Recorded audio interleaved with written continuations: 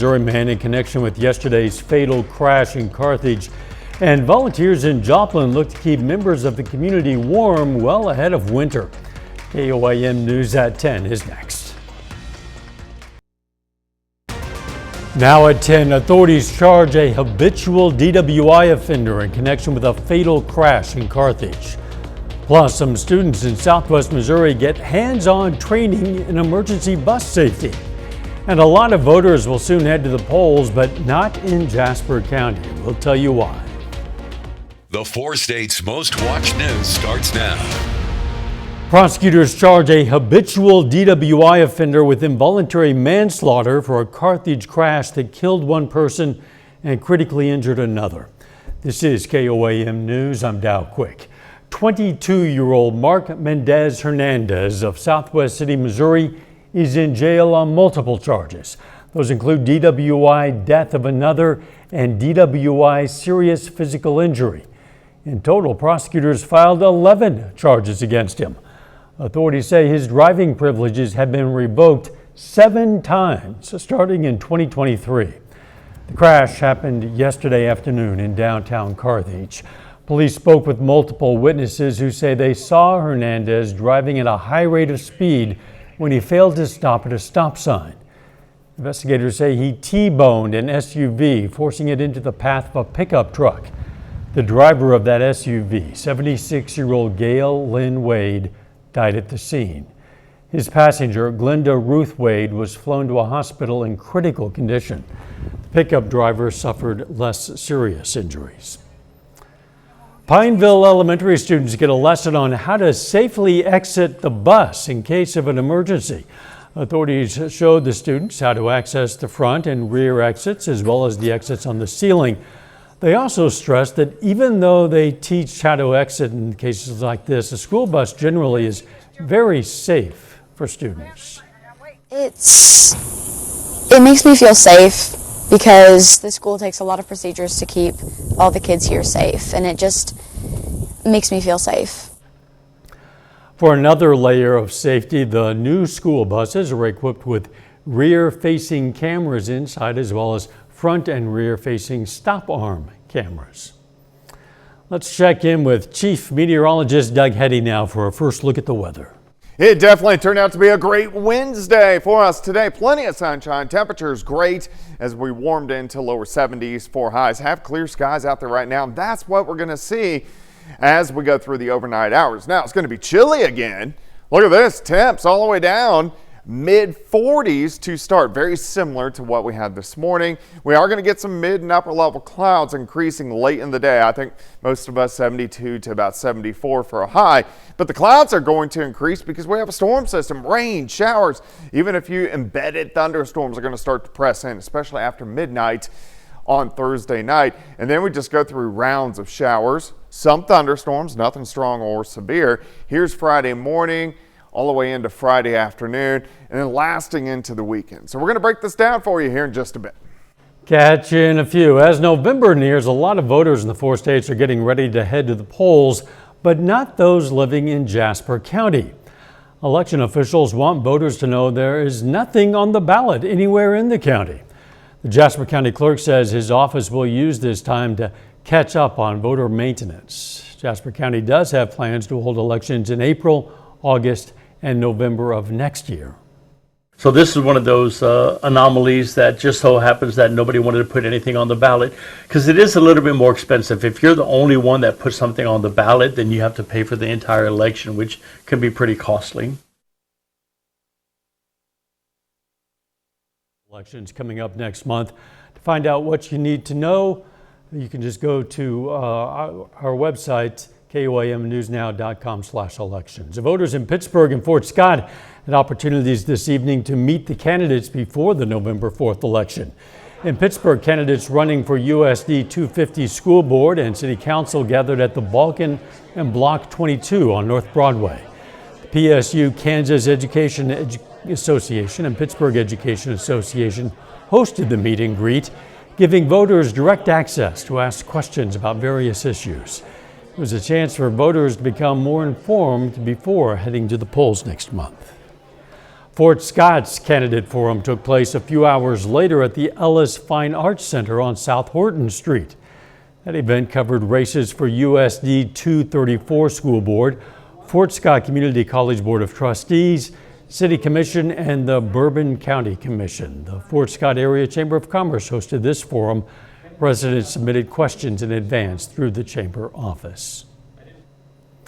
Again, if you want to get information on the various elections, all you have to do is go to this QR code. It's going to take you to our election page, koamnewsnow.com/elections. You'll find sample ballots, election updates, and information, and plenty of state-by-state election resources.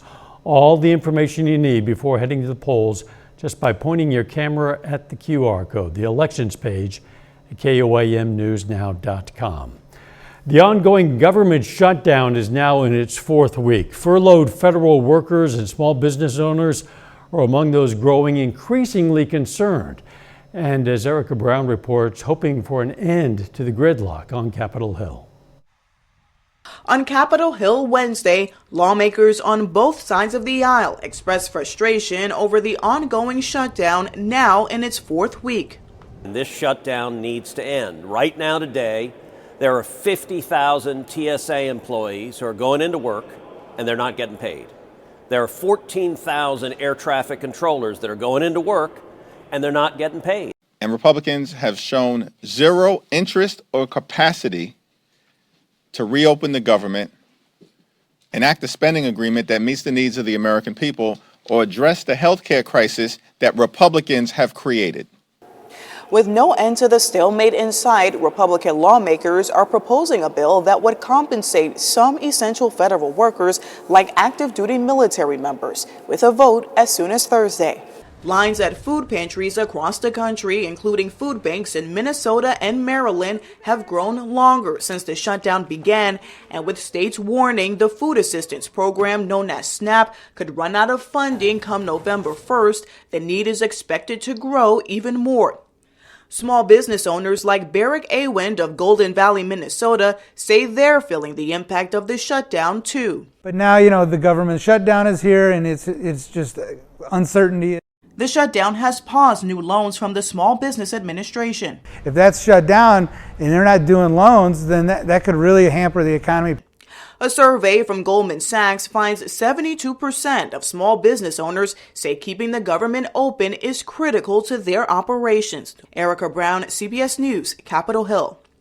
Today, the Senate failed for the 12th time to advance the House-passed funding bill that would end the government shutdown. Students at Pitt State take their shot at photography and working with some local media outlets. Details on the SEK Sports Exchange program coming up. And as winter starts to make its approach, volunteers in a Joplin program look to help the community chase the chill. Some area high school students have a chance to get experience behind the camera at sporting events while also supporting local media. KOAM's Mitch Adams has more. Area high school students have been presented a unique opportunity, an opportunity to have their sports photos published in local media. Being able to have your work published is just such an incredible feeling to really boost your confidence, help get yourself out there, and make you want to do it more and more. The program, named the SEK Sports Exchange, allows high school kids to take photos at area games and submit them to possibly be used by media outlets like newspapers. The football season is intended to be a pilot program, and we want to keep going from there in basketball season and try to work in some other sports. It's been very enthusiastically received by high school students and their teachers. The purpose of the program, helped by the Department of Communication at Pittsburgh State University, is to expose high school students to photojournalism as a career option, while also helping tie up loose ends for media outlets who may need photos. Just to give them that experience, try to get the excellent work that they're doing in front of a broader audience, and then hopefully along the way show them a little bit about what they could learn. Reporting in Pittsburgh, Kansas, Mitch Adams, KOAM News. Ward says the reception from students who are participating is overwhelmingly positive. Volunteers at Chase the Chill, Southwest Missouri, are beginning to gather winter clothing items such as hats, gloves, and scarves to donate to people in need. The organization has more than 350 volunteers, many of whom knit and crochet the items themselves. This is their 11th year giving back. It takes a lot of time. A lot of these volunteers put a lot of effort into this, and some of them have been with us for several years, 6, 7, 8 years of the program. So they're crocheting and knitting all year long to make these scarves, and they're putting a lot of love into the process. Some of Chase the Chill's major sponsors are the Joplin Public Library, Joplin Parks and Recreation, and Freeman Health Systems.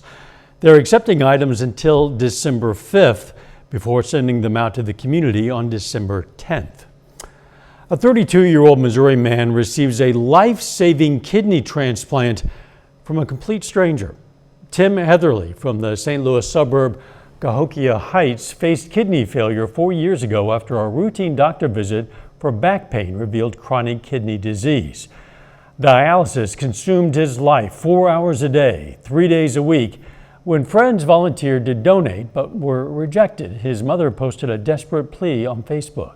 I mean, it was actually a simple post. It was just, needing a kidney transplant or something. I can't remember the words. I don't have it in front of me. But it was from his mother, because a mother's love is stronger than any bond you can have. 39-year-old DoorDash driver Joe Turner saw the post and volunteered. After months of testing, he proved to be a perfect match. The surgery happened last month at a local hospital. Turner walked out the next day and continues checking on his new friend daily. New evidence about the health benefits of a mother's touch. A Cochrane review of previous studies found newborns who have skin-to-skin contact with their mother in the first hour after birth have more successful breastfeeding and optimal body temperatures and blood sugar levels. Skin-to-skin contact keeps infants warm and reduces stress, helping them to adapt to life outside the womb. How antidepressants affect the body can vary widely based on which antidepressant you take. A study in The Lancet found different drugs impact a patient's heart rate, blood pressure, and weight in different ways. For example, some common antidepressants are linked to weight gain, while others are linked to weight loss. But researchers stress these findings shouldn't deter people from taking antidepressants. Doug returns next with a complete look at your forecast, and a little bit later, an American dinosaur in Kansas faces an uncertain future. We dive in for a closer look at the American paddlefish.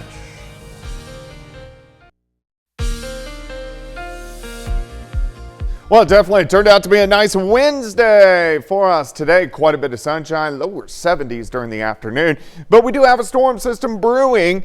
This is out across the southern parts of the Rockies, but you can see some rain starting to increase into Colorado, parts of New Mexico. We still have the clear skies, but this system will start to affect us as we go through, especially Friday, Saturday, and Sunday. So let's go through time.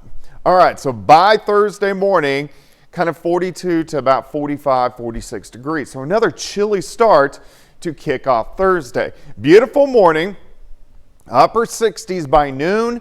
I think most of us will get 72 to about 74 as we go through the afternoon. A light easterly wind. Clouds will start to increase. This is going to be Thursday evening into Thursday night. Also showers, maybe a few embedded rumbles of thunder starting to increase after midnight Thursday night. Then we kind of settle in. Periods of showers, rain, maybe some thunder showers all through Friday morning into Friday afternoon. May get a little bit of a break as we get into the evening hours. Showers, thunderstorms increasing again as we go through Friday night all the way into Saturday morning.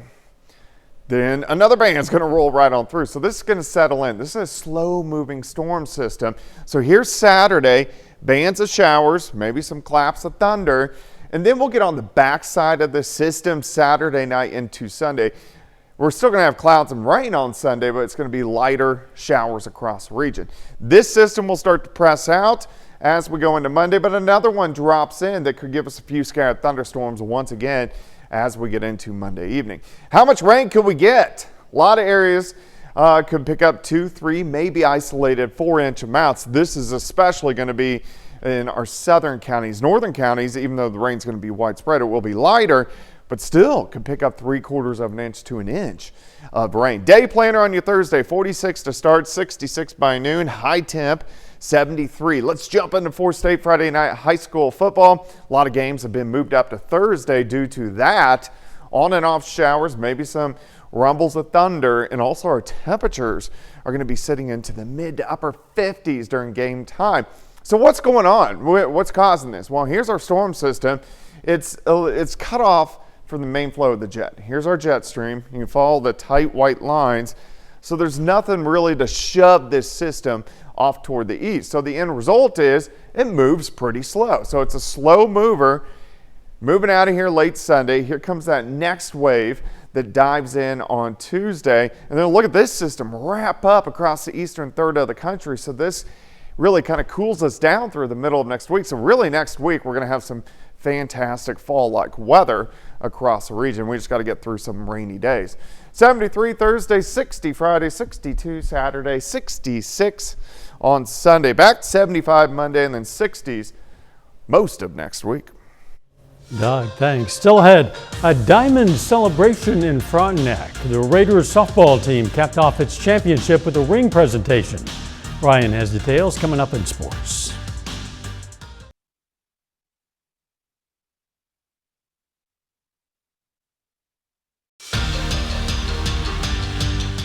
All of us sports fans have a reason for falling in love with athletics. One of those reasons being that sports and competition bring people together and can create change. For one boy in Neosho, his athletic skills are helping the fight against cancer. For 9-year-old Carter Vincent, his life is all about sports, competing in basketball, wrestling, and taekwondo. But no sport can compare to his love for football. The friendships that you can make, and like when you score a touchdown, it's like everybody's cheering on for you, and like you're hyped up for like the games and stuff, especially the Waze games. I like those. This year has been extra special for Carter and his dad, Greg, who's been able to coach his son for the first time. The time that the father-son duo share on the field has brought them closer than ever before. I think he can come to me more, tell me anything, because he's a quarterback, so anything that's going on the field, he's got to come tell me, so that way we can talk about it. So he's opened up a lot this year, like off the field to me. This last year has probably been the best, funnest year of my parenting. Off the field, Greg has a passion for cancer research after losing some of his closest friends and family to the illness. My grandma passed away of cancer, and then I had a really good friend about 3 years ago. She passed away. My grandma, she was about 4'10", little Italian lady. I don't know how to describe her. She's probably one of the best people I've ever been around. And then Ricky, my friend, I grew up with her in Diamond, and then we were friends all throughout our adulthood, and she was great. She was an awesome person. Greg has been able to share his passion with Carter through the Colossal Youth Athlete of the Year competition, a campaign that Carter competed in that raises money for the V Foundation for Cancer Research. I was just scrolling on Facebook one day and I seen it a couple days in a row, and finally, like the last day I seen it, I'm like, well, maybe we should go ahead and give this a try.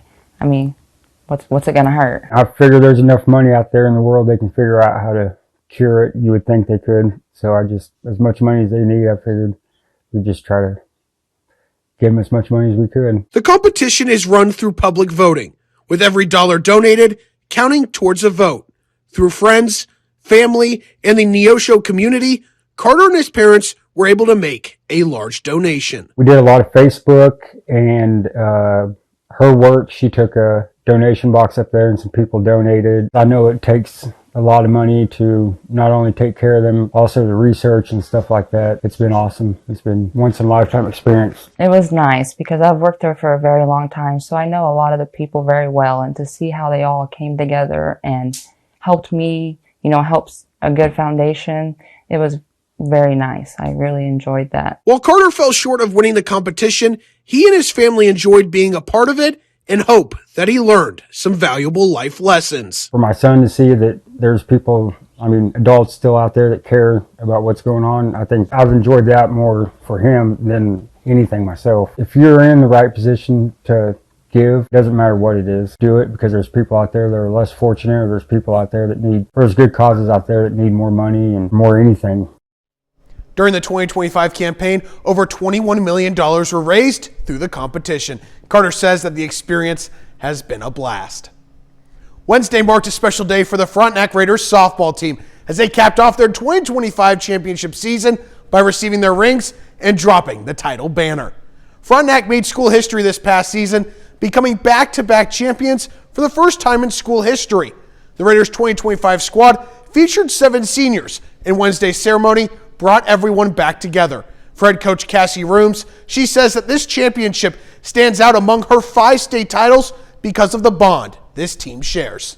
The group of kids that I got to do it with, and I have 2 great assistant coaches that have been by my side through a lot of hard times in my life, and I just think being able to be surrounded by these people, we help each other out, we build each other up, and we were able to go back to back, which is the first time ever in school history. You get into coaching and you just want to make an impact on kids' lives, and obviously an ultimate goal would be to win a state title, and you don't get to do things forever. So I'm just grateful to have the opportunities that I've had and be surrounded by these kids because they are the best. It's huge.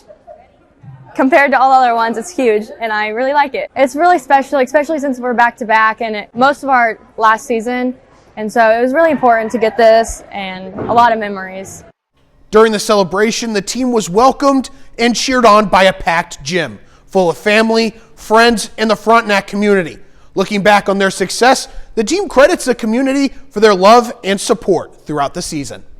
Special place, the school, the community, they show up for their kids, they show up for their coaches, they show up for success, and they show up for failure. And I think that's a huge part of why this place is what it is. And, it's been a privilege to be here and an honor to be here. I'm glad to be the coach where I am, and to get the program where it's been and where we're at. And, I think the kids, hopefully they realize how fortunate they are to be raised in a community that they're raised in also. That's it for sports. We're back with more after the break.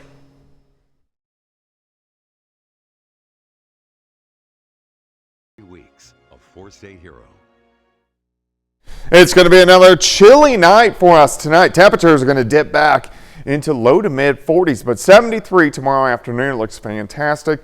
60 on Friday. We're going to have periods of rain on Saturday. We hold into lower 60s. Back to 75 on Monday, then back down into the 60s the rest of the week. Doug, thanks. The last of a species that's been on the planet for millions of years and is found in Kansas now faces extinction. Ian Lee reports on efforts to give a fish with a long history a future. Lurking beneath the waters of Perry Reservoir in Kansas is a prehistoric monster known as the American paddlefish. Big giant! A lot of people don't know that these fish are swimming in Kansas or from Kansas. Nick Kramer studies these giants, 34 inches, which can weigh nearly 200 pounds and grow up to 7 feet long. We don't currently know the status of paddlefish in the Kansas River. We just know they likely aren't what they used to be. For more than 100 million years, paddlefish have called North America and the Mississippi River home, but their numbers are in decline. Paddlefish are a threatened species, so they need our help to stay off the endangered species list. Kayla Layden from the Sea Life Aquarium in Kansas City is helping to preserve this all-American fish. What is causing the paddlefish to become a threatened species? Human impact of damming and channeling. Paddlefish are not able to reproduce the same way that they were before. At the aquarium, Layden nurtures dozens of newborn paddlefish, giving these ancient survivors a vital boost while captivating wide-eyed visitors before eventually finding a home in Perry Reservoir. Because you're preserving an American icon. Yes, it's the last species of paddlefish alive. Ensuring this living fossil endures for another 100 million years. Ian Lee, CBS News. The American paddlefish can be found right here in our area in the Neosho River near Chetopa. That's going to wrap it up for us. Thanks for joining us. Don't forget the morning show starts at 5 a.m. and let's make it a great tomorrow.